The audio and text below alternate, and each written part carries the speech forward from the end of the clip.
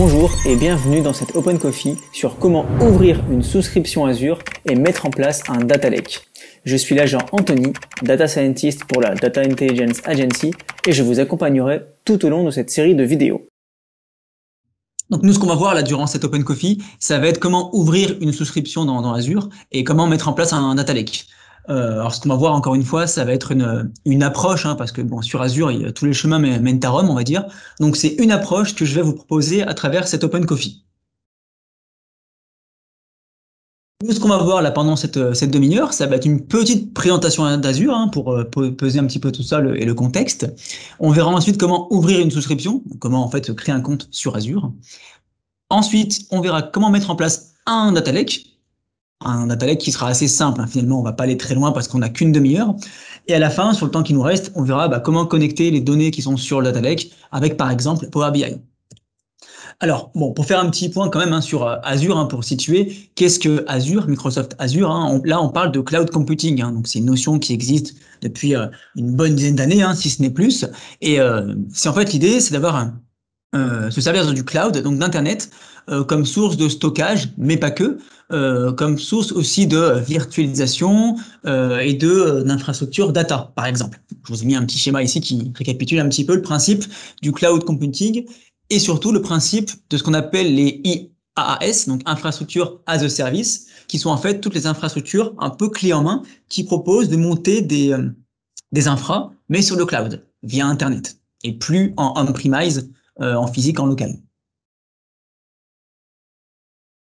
Un peu de concurrence avant de parler et cibler Azure, je vais parler un peu des concurrents. Alors, ils sont beaucoup à se battre. Alors, les principaux, ça va être quand même effectivement Amazon, Microsoft, Google, Alibaba également, qui est plutôt sur le marché effectivement asiatique. Et on a quelques autres concurrents comme Oracle, IBM ou Tencent Cloud qui se tirent un peu les dernières parts de gâteau. Et effectivement, sur 2019, donc j'ai récupéré ici, c'est les sources du Gartner sur août 2019, les parts de marché sur le marché du cloud, justement, des IaaS.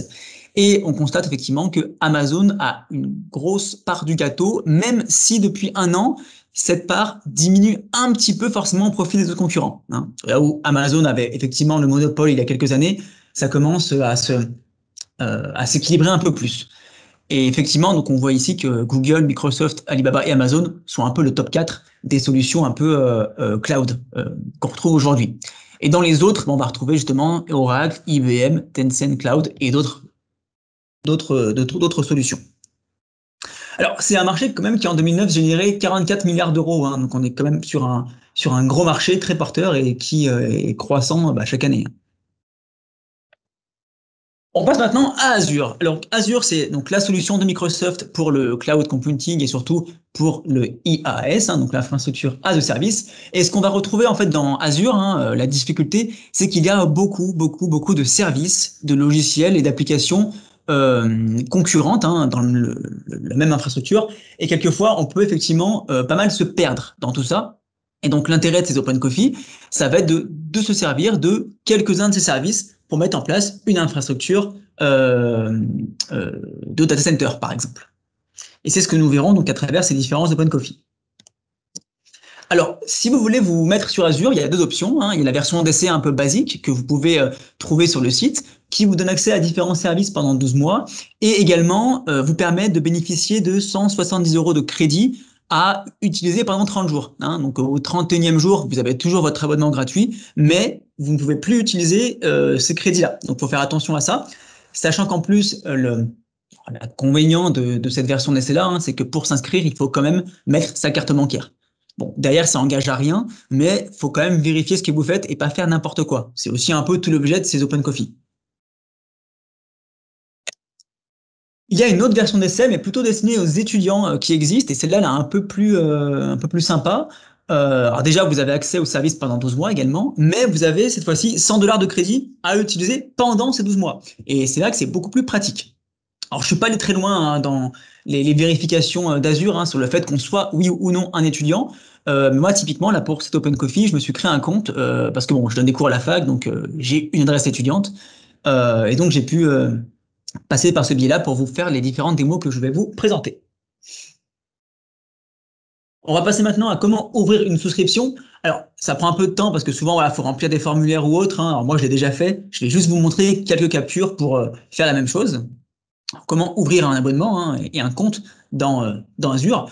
Il suffit d'aller sur un des liens que je vous ai effectivement présenté, hein, la version d'essai simple ou la version d'essai étudiante, remplir les différents formulaires d'inscription, nom, prénom, avec une adresse mail Microsoft.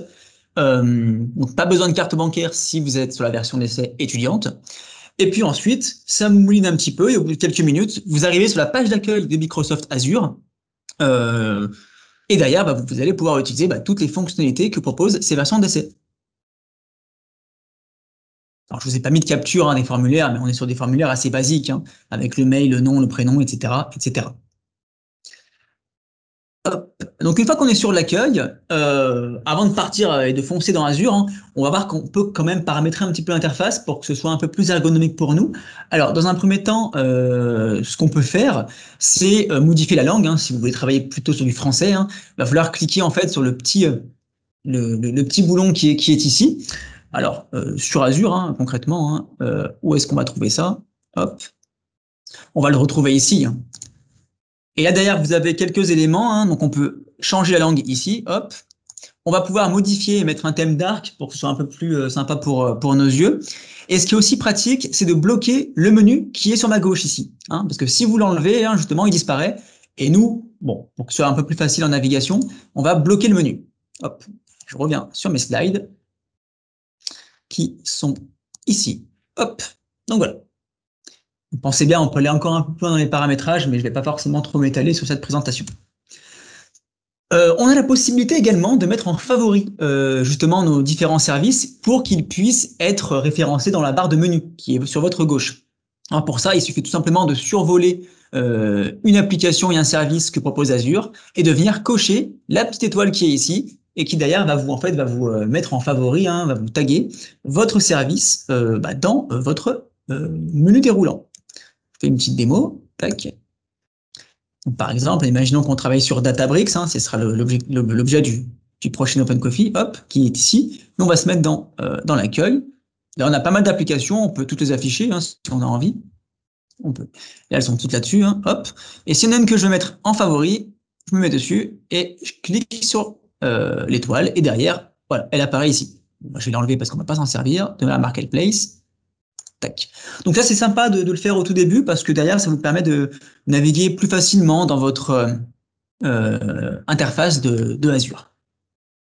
Hop.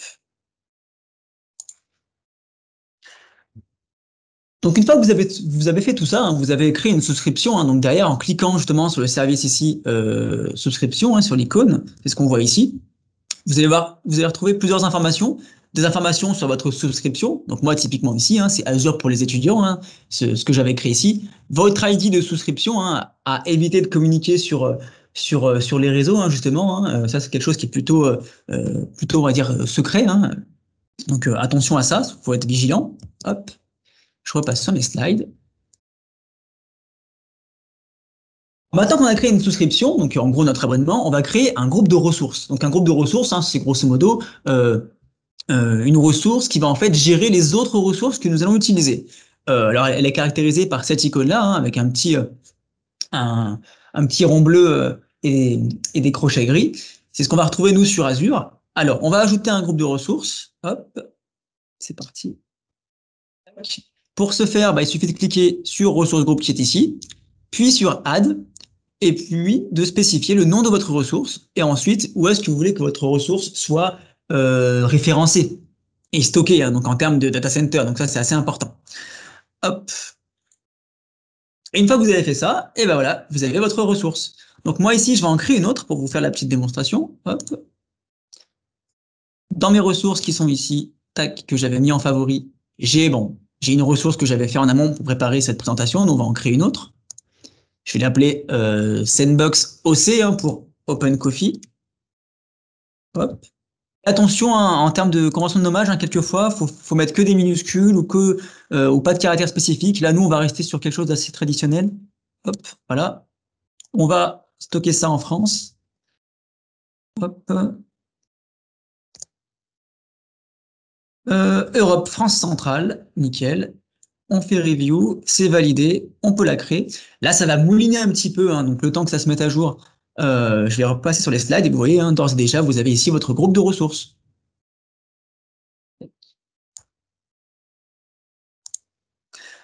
On va voir maintenant comment, sur cette ressource-là, on va pouvoir faire appel à différents services pour les lier à cette ressource, justement. La ressource va un peu, en fait, le groupe de ressources va un petit peu piloter les différents services qu'on va utiliser. Nous, dans le cadre de cet Open Coffee, on traitera uniquement l'application Data Lake, hein, que propose Azure. Alors, hop, je passe à la suite. Il y a plusieurs services de stockage, hein. Nous, le Data Lake ici va nous servir à stocker des fichiers, hein. On va utiliser ça. Et ce qui va se passer justement, hein, ici, c'est qu'on va avoir plusieurs options pour le stockage. On va avoir traditionnellement le Data Lake Storage Gen 1 qui existait depuis quelques années chez Microsoft, mais qui n'est plus maintenu et qui va même être retiré d'ici 2024. Donc nous, pour nos présentations, hein, on ira sur le Storage Account, hein, donc le compte de stockage basique de Microsoft Azure, qui propose derrière de stocker un peu tout et n'importe quoi. J'aurai l'occasion de détailler ça juste après. Vous aurez les liens à la fin de la vidéo, justement, hein, des différentes ressources que j'utilise pour concevoir cette présentation. Tac, hop. Je passe à la... Créer un compte de stockage. Donc, on va voir comment faire cela, hein, tout simplement. Il suffit donc d'aller sur l'icône Storage Account, que vous pouvez trouver dans les différents services applicatifs. Et on va ajouter ici Add Storage Account. Hop. Je me remets dessus. Hop. Donc là, il faut bien se mettre dans votre groupe de ressources. Vous verrez tout à l'heure, on va devoir le spécifier. Je vais dans Storage Account, que j'avais mis en favori. Bon, là, j'ai un compte de stockage lié à mon autre ressource groupe. Moi, je vais en créer un autre. Hop. Add. Donc là, pareil, en termes de convention de nommage, hein, on va mettre des choses un peu spécifiques. Alors, c'est ma souscription, donc Azure pour les étudiants, on la laisse. Là, j'ai le choix entre mes deux groupes de ressources. Hein, donc moi, je vais rester sur Sandbox OC pour Open Coffee.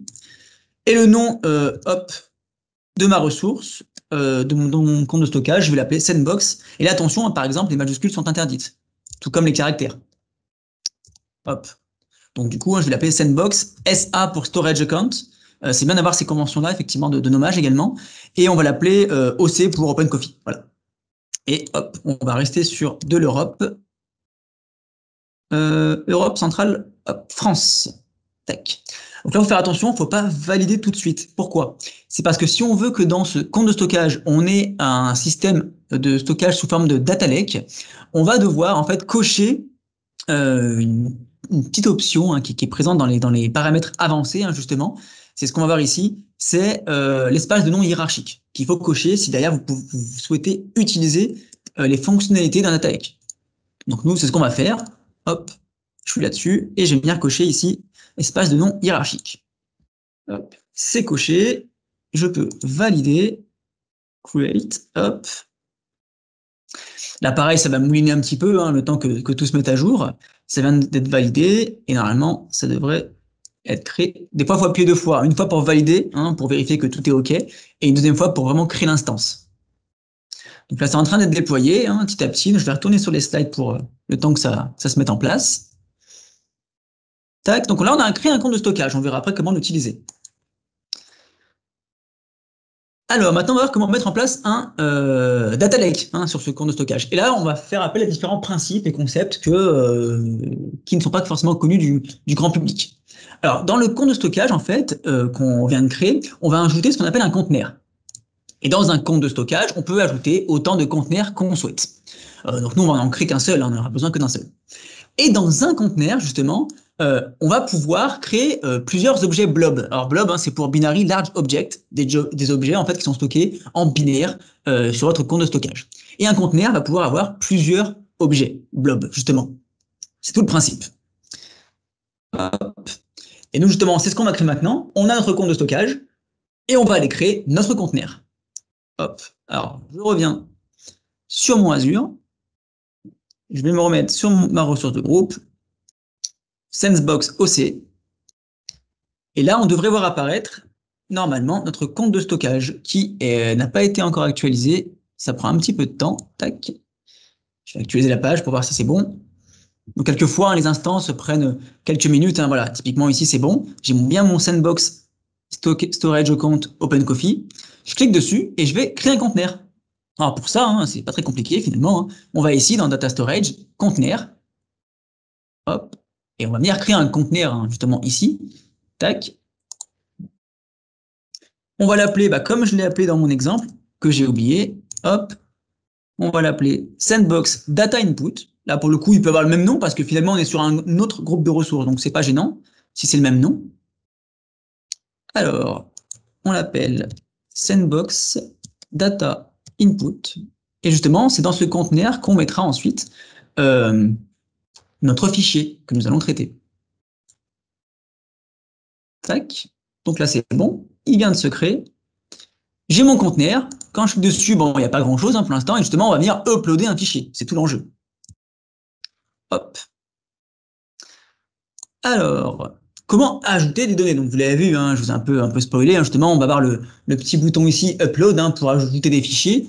Nous, ici, on va être dans le cadre de fichiers plats. Hein, on va pas trop s'embêter hein, pour le coup. Donc, on va être sur des fichiers plats. Et j'ai choisi de l'utiliser pour cet OpenCoffee et sans doute les autres, mes données Netflix, justement sur les choses que je regarde, quand est-ce que je les regarde. Hein, donc on travaillera là-dessus et on va venir donc uploader ce fichier-là qui est disponible. Hein, d'ailleurs, si vous voulez télécharger vos données sur Netflix, vous pouvez le faire hein, sur n'importe quel site où vous êtes inscrit. Dans les paramètres, vous pouvez télécharger vos données. Hop. Et c'est parti. Tac. Hop. On va télécharger ces données-là. Alors pour ça, il faut que je sorte de la présentation, hop, là ce sera peut-être coupé au montage par ces Bial, Azure, Netflix, tac. Alors, où je l'ai foutu ce truc-là OpenCoffee, tac, et c'est ici, ok. Alors, hop. Donc, je retourne ici. On va uploader justement le fichier en question. Upload. Tac. On va aller chercher le fichier qui est présent du coup directement là. On va prendre celui-là. Hop. Viewing activité. Ouvrir. Là, je coche parce qu'en gros, si le fichier était existant, je pouvais écraser l'ancien. Bon, nous, on va pas s'embêter avec ces formalités. Hop, on upload. Et là, ça va assez vite hein, parce que le fichier est pas volumineux. Hein, donc, hop. Et ici, voilà, j'ai mis un fichier dans mon conteneur qui représente en fait mon data lake, hein, tout simplement, ici. Hop. Donc, j'ai mon fichier. Bien, sur mes slides. Hop. Et maintenant, ce qu'on va voir, c'est justement comment connecter ce fichier qui est sur mon data lake, dans mon conteneur, comment le connecter à Power BI. Hein, ça va être tout l'enjeu. Alors pour ça, le plus simple, c'est d'ouvrir Power BI, hein, d'aller dans Obtenir des données, de cliquer sur plus qui est ici, puis d'aller dans Azure, Stockage Blob Azure, hein, attention, hein, et derrière, on va avoir une petite fenêtre qui va s'afficher, et là on va devoir spécifier l'URL de notre compte, de notre data lake justement. Et ça, c'est ce qu'on va aller chercher. On va le faire en deux temps. On va d'abord aller sur notre page, notre rapport Power BI. Obtenir des données, plus. Ça met un petit temps, hein, Power BI est toujours un petit peu gourmand de toute manière. On va dans Azure, stockage blob Azure, hop, on se connecte, là il y a la petite fenêtre qui va s'afficher, et maintenant on va aller voir où est-ce qu'on trouve l'URL en question. Hein. Hop. Alors, on va retourner dans les slides. Hop. J'ai perdu, qui était là, voilà. Alors, où est-ce qu'on trouve ça? Alors, tout simplement, il suffit d'aller sur le conteneur en question qu'on vient de créer, et on va aller dans les propriétés du conteneur. Et dans ces propriétés, vous allez avoir ici l'URL, justement, qui sera ici. Alors, nous, c'est ce qu'on va aller faire. Hop, je vais dans Azure, tac, je vais sur mon conteneur, hein, donc Sandbox SAOC, là j'ai mon conteneur Data Input. Je vais cliquer sur mettre un petit point, conteneur propriété. Alors, ça me mouline un petit peu, et là j'ai mon URL, hein. Je peux cliquer ici pour copier-coller hein, directement, tac, hop, je me remets sur Power BI, où est-il? Il est là, hop, je mets le nom et le chemin de mon compte, je valide, donc là derrière il va me supprimer en fait l'adresse du conteneur et me garder uniquement l'adresse de mon groupe de ressources. Voilà. Donc là, on voit bien un sandbox, storage compte et OC. C'est ça qui nous intéresse. Et là, ce qui va nous manquer, c'est justement la clé de compte. Alors ça, encore une fois, pour se connecter sur un data lake, il y a plusieurs options, hein. Comme je vous l'ai dit tout à l'heure, tous les chemins mènent à Rome, hein. Ici, c'est une option de connexion d'un fichier à un data lake, hein. Et nous, pour ça, on va utiliser la clé de compte. Alors, où est-ce qu'on trouve cette clé de compte? C'est parti. Cette clé de compte, elle se trouve en fait dans les paramètres de votre compte de stockage, hein, justement le SA, hein, pour storage compte. Nous, on va aller le chercher justement, hein, et on va aller copier-coller cette clé numéro 1 qui est ici. Alors, c'est parti. Hop. Je me remets sur Azure. Tac. On va se mettre sur notre compte de stockage. Access Keys ici. Tac. Et là, justement, j'ai 2 clés. Hein, on va prendre la première. Qui est ici. Alors, ce qui est un peu pénible, c'est que bon, faut les afficher pour les copier-coller. Bon, c'est un peu gênant. Après, il y a beaucoup de services qu'on peut utiliser pour automatiser tout ça et pour rendre aussi tout ça plus sécurisé. Et là, encore une fois, je vous montre une approche très simpliste, hein, de comment monter un data lake, hein, et comment connecter Power BI au data lake, hein, qu'on soit bien d'accord. Alors, j'ai copié-collé ma clé numéro 1. Hop, je repasse dans Power BI. Et là, normalement, ça devrait être bon. Et si ce n'est pas le cas, je vous montrerai ce que j'ai fait pour présenter cette vidéo. On se connecte, tac. Parce qu'une fois qu'on se connecte, hein, c'est pas totalement fini, hein, en fait. Hein, Power BI ici, vous voyez, hein, il repère bien notre fichier viewing activité, mais vu que c'est dans un conteneur, pour lui, voilà, c'est un fichier binaire. Donc, il n'est pas capable de lire tout de suite notre tableau. Donc, moi, je vais cliquer sur transformer les données, justement. Donc là, je prends avance, hein, sur les slides. Hein, hop.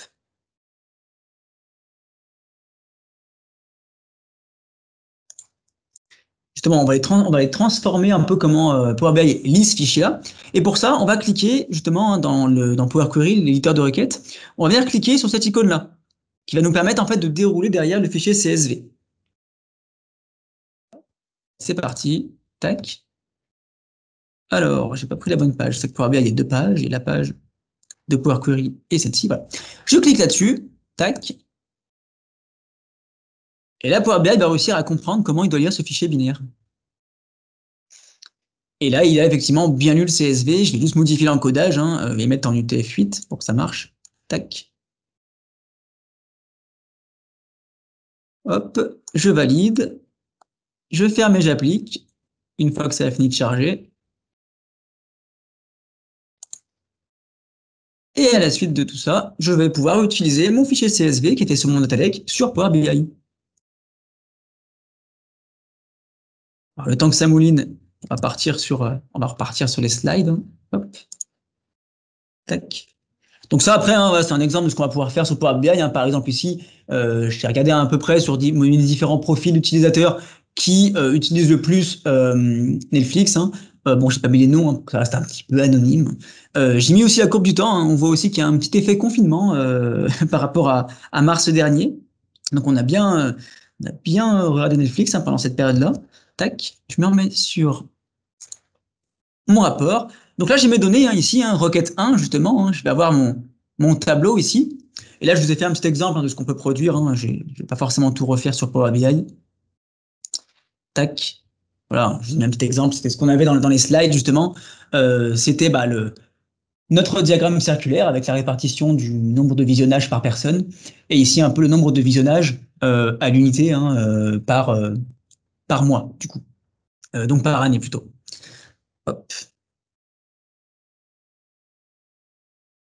Alors, je sors de Power BI, hein, c'est pas forcément un OpenCoffee sur Power BI. Hein, l'idée, c'était plutôt de montrer comment on connecte Power BI à notre data lake. Je reviens sur ma présentation. Hop. Donc, un petit récap de ce qu'on a vu sur cette présentation. Alors, on a vu comment créer une souscription. Vous verrez, hein, c'est relativement simple en réalité. Hein. Qu'est-ce qu'on a vu après? On a créé un groupe de ressources. Hein, on l'a appelé Sandbox OpenCoffee. Dans ce groupe de ressources, on a créé une seule ressource finalement, hein, c'était notre compte de stockage. Et dans ce compte de stockage, on a créé un conteneur. On aurait pu en créer d'autres. On verra peut-être ça par la suite dans notre vidéo. Hein. Mais on a créé un conteneur. Et justement, nous, le but, hein, c'était que le fichier qu'on a déposé dans ce conteneur, ce fichier CSV, on est allé le connecter à Power BI. Voilà ici tout l'intérêt de cette vidéo, toute la démarche qu'on a réalisée. Je vous ai mis ici quelques liens utiles qui m'ont servi à faire cette présentation. Donc on vous les fournira à travers la description de la vidéo notamment, à savoir les sources du Gartner sur les parts de marché, quelques explications sur les différents comptes de stockage qu'on a sur Azure, justement, et comment connecter à Power BI avec notre Data Lake.